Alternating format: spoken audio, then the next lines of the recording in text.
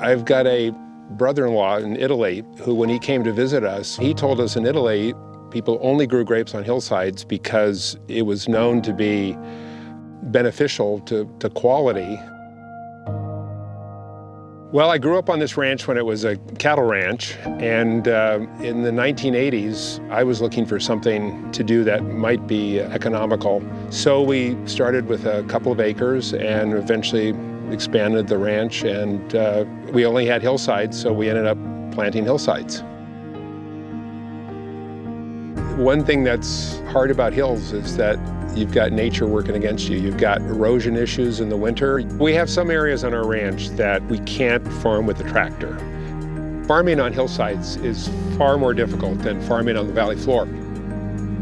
Given that this is what we had, and given the beauty that frankly is associated with hillsides, it was worth the effort. The advantage of hillside vineyards is that typically your soils are relatively restricted in terms of nutrition and water holding capacity.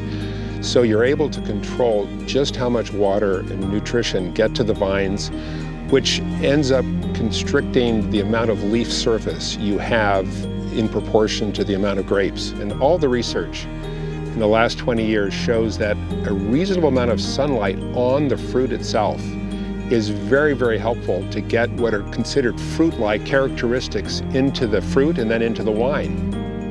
It is really, I think, the soil restrictiveness in hills that leads to the year in and year out consistent product that consumers like.